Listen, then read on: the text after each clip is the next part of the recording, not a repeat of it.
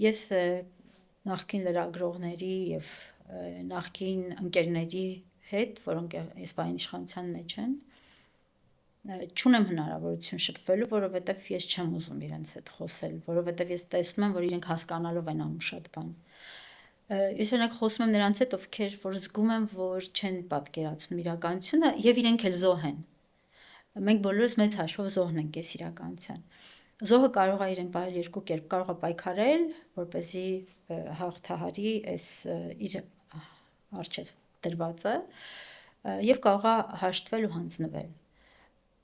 Հանձնվելը մեր դեպքում ամենամեծ մեղքը կլինի մեր հանդեպ։ Հանձնվելը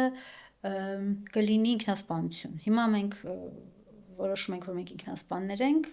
թե մենք որոշում ենք, որ մենք ուղղակի ժամանակավորապես հայտնվել ենք զոհի կարգավիճակում ու մենք պիտի հաղթահարենք դա։ Մեզ կուղարկեն սրտիկներ, մեր գլխին կկարդան ինչ-որ ճառեր, մեզ կփորձեն սիրաշահել, մեզ կփորձեն համոզել, որ մենք գնում ենք, չգիտեմ, Եվրամիություն, խաղաղություն ենք բերում, հա, այն դեպքում, երբ խաղաղությունը ուղիղ արդեն 8-րդ տարին է մեզ լքել է, այդ թվում ներքին խաղաղությունն է մեզ լքել։ Ոչ միայն պատերազմ է եկել մեր տուն, ոչ միայն զոհեր են եկել, ոչ միայն ֆիզիկական կորուստներ են եկել, մենք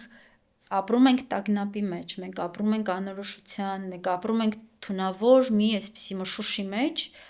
որտեղ շատ դժվար է կենդանի մնալ, մարդ մնալ, գեղեցիկ մնալ, նուրբ մնալ, մեզ պարտադրված մի իրականություն է, որից մենք բան ենք